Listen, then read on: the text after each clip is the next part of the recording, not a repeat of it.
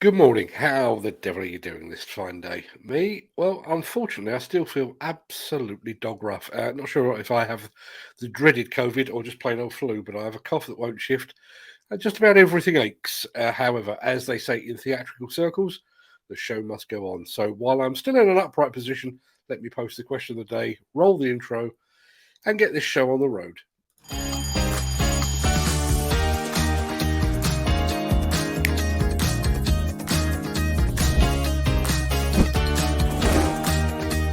Welcome to the Great Scot Show. I'm your host, Mark Anthony.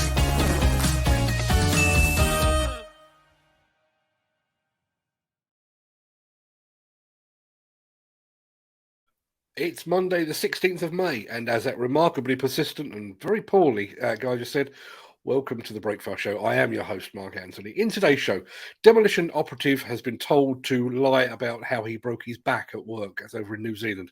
Got some footage on that. The cooling towers at an Andorran power station fall in a controlled blast, and it really is beautifully choreographed. Our Hillhead highlight segment today turns the spotlight onto Volvo and Great Scot. We're going back to the future for some electric vehicle inspiration, courtesy of our roving reporter, Peter Haddock. We'll get to all of that in just a second.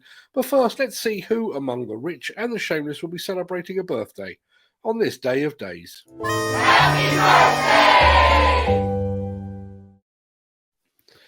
And it's many happy returns to legendary actor and the head of an acting dynasty, Henry Fonda, and to legendary pianist and showman Liberace. Happy birthday also to guitarist Robert Fripp, who is also married to Tyre Wilcox.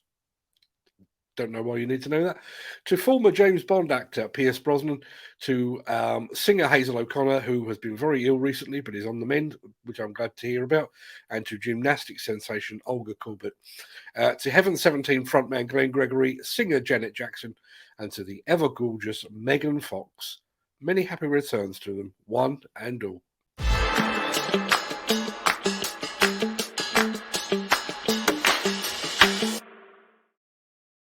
Oh, excuse me. Our first story today, thankfully, speaks for itself, so it's less likely to make me have a coughing fit. So I'm going to roll the item, and we can have a chat about it afterwards. Demolition worker who broke his back in multiple places in a work accident last year has revealed how the companies involved tried to influence the review of the incident. One News has uncovered evidence the Mack Group and its subcontractor pressured the worker to lie about his employment. Pacific correspondent Barbara Drever with this exclusive report. On September the 29th last year, Mosese Foketi's world changed forever. Working at AUT Tower as part of a demolition team, he was buried under two concrete walls. I think I'm going to die or something. Hurting so bad because I don't have energy on me. I don't have air to say something. He broke his back in multiple places, bones in his foot and shoulder, along with other injuries. After he was discharged from hospital, the demolition company Mack Group boss Angus MacDonald and a colleague visited. They wanted him to tell WorkSafe he wasn't involved in the demolition. If they do come and have a chat, then you know what to say. And it's basically, that's just that, you're only there to load the waste out. And it was just I pulled on a piece of wood. And that was it. Mosese believes he was given wrong instructions on how to take the wall down. We know that the method was stupid. For whatever reason, the boys did it. But I don't want to sit here keep blaming, Yeah. We've gone through the process. We're spending so much time on this problem. Main thing is that we can get out of it, Think of my mother, why you say that to me, because honestly you don't care about me, my safety. And it didn't end there. It's your choice, but I think it's gonna escalate again. But it doesn't help anyone anyway. It doesn't help, All it's gonna happen is WorkSafe gonna give us shit and we might get a big fine and other thing, but you don't get anything out of it. In a statement, Mack Group said it was a reputable and certified company and the WorkSafe investigation was closed in November. WorkSafe recommended a duty holder review run by the Mack Group itself and J&P Construction, the labour contractor who hired Mosese. WorkSafe told One News Mosese wasn't interviewed. It's the two businesses which decided that. An action plan was put into place to address identified safety gaps. I want to hear the side of the story of the company, what they've been telling them, if they match with my story. Mosese, who's from Tonga, was hired under the table as he was on a visitor's visa trapped in New Zealand when COVID hit. He also didn't have site safety certification. So why did you tell them that Mosese had site safe when he didn't? No, because on that time, there's too many of them on site. But Suele, here's the problem. He had a major accident. He's broken his back and he didn't have site safe. Do you feel responsible for that? Yeah, I feel sorry for everything about it. But it's Mosese's family who is suffering. He's now an overstar and living in continuous pain, and his New Zealand resident partner is on unpaid leave to take care of him and their 8-month-old daughter. Family is everything to me. Honestly, it's really tough. I pray every day because they don't know about the struggle and stuff. I've been through with my family and stuff. It's a miracle he can walk, but he's determined to stand on his own 2 feet as he seeks answers. Barb, Mosese is at the heart of all this. Tell us a bit more about him. Yes, he is indeed. And the challenges he faces right now are astronomical. He's in continual pain. He can't sleep at night because his back is obviously broken in multiple places. And he says the paracetamol, ibuprofen and tramadol he's been prescribed is not enough. He'd like more treatment and support. The family has no money. After the accident happened, he did get some food vouchers and money from Mac Group. And the company he was contracted to, J&P Construction, gave him around $500 a week to help out, but that stopped in January. After we spoke to Siole Muli from the J&P Construction about the story, that was 2 days ago, in a surprise move, he immediately put $1,500 into Mosese's account. And he told me today that's just to help them. But the family are refusing to touch it. Mosese is a proud man, a family man, and he just wants to get well and support them. Now, we know this incident happened last year. Why is this story only coming out now? Well, the family are really worried about the WorkSafe investigation and how Mosese has been portrayed. They've been asking to see the finished report, but WorkSafe says that they actually need to request it through the Official Information Act. The family's also questioned why Mosese wasn't asked to contribute to that.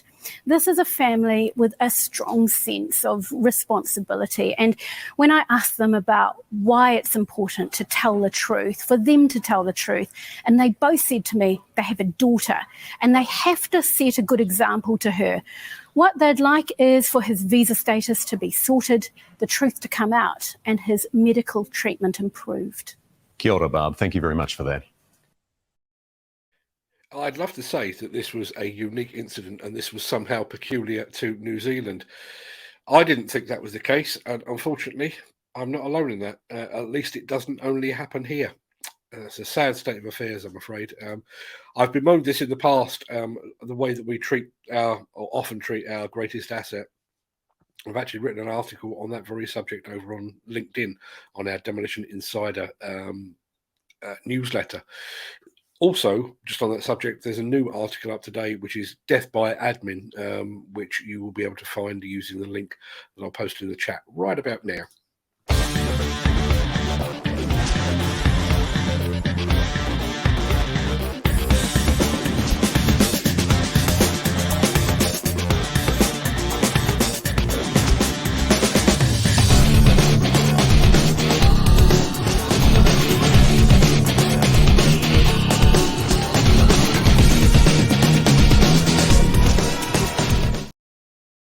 The removal of the world's fossil fuel power stations continues its unstoppable march. This time we're off to Andorra to see an epic and beautifully choreographed cooling tower implosion, flamenco style.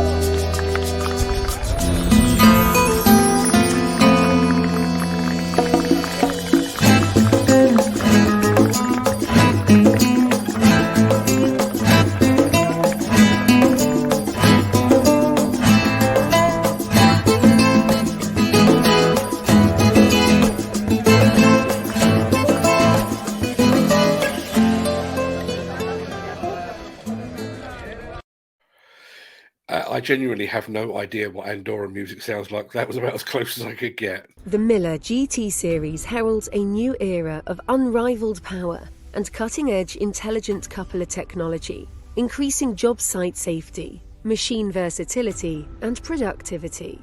It's the added versatility that you need at the value you can afford. To find out more, visit millergroundbreaking.com. It's weird how things play out, isn't it? When I went to the Vertical Days event last week, I wore a red body warmer. I wasn't making a fashion statement, it just has a lot of pockets and I tend to carry a lot of crap. Anyway, several people suggested that I had borrowed or stolen my look from Marty McFly in Back to the Future.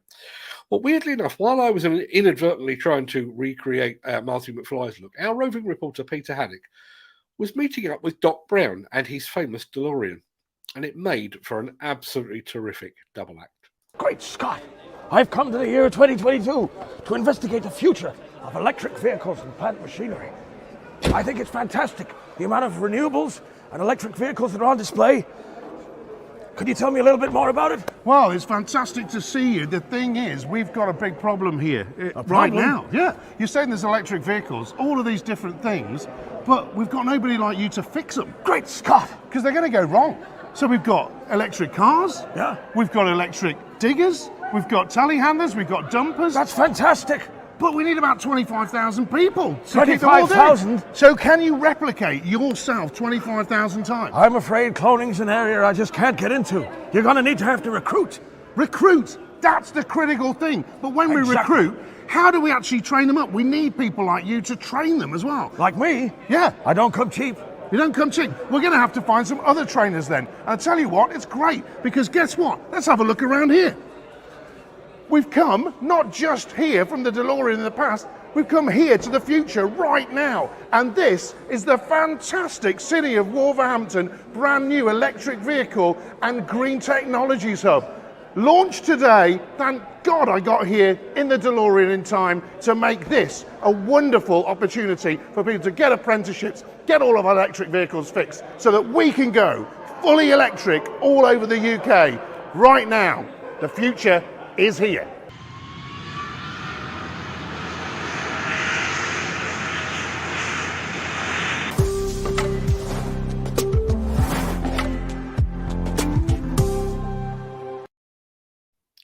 As Doc Brown himself might say, Great Scot. Axoft and Svantec are your high-end partners for noise, vibration, dust and air quality systems, sensors and software. To find out more, visit axoft.co.uk or call 01234 639 550.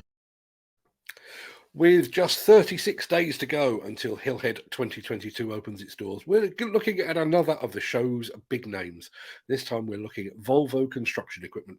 The company will be showing off its new EV 200E material handler, the 50-ton EC 530E excavator, and the EC 300E hybrid excavator. Visitors will also be able to see, and this is the exciting one I think, the 95-ton EC 950F excavator, which will be at work on the demonstration area. But also on display will be the multi-purpose EWR 130E wheeled excavator, and we can only hope that it is demonstrated a bit like this.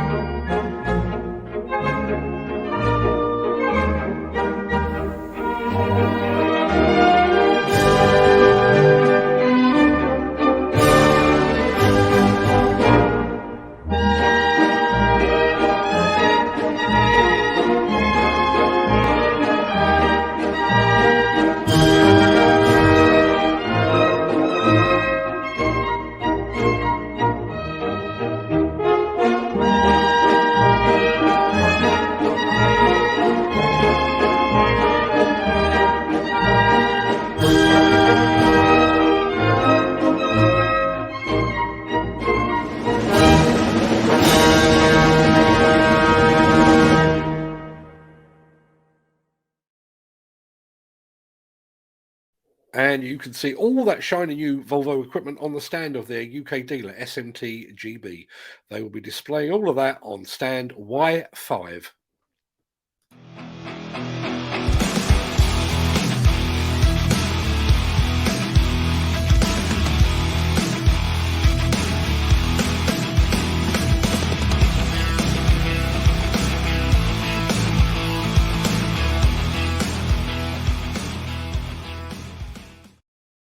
Demolition contractors in and around Manchester, lend me your ears because this one is for you.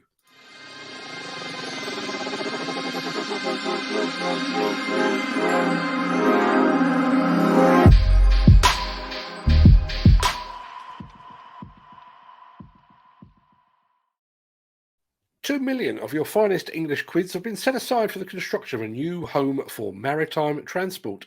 The new building will include a new two-storey office and welfare building, gatehouse, fuel station, wash station, and internal parking. Stainforth Construction has apparently been given the green light on the new build portion of the works, but before they can make a start, there is the small matter of demolishing a building that currently stands on the site at John Gilbert Way in Trafford Park.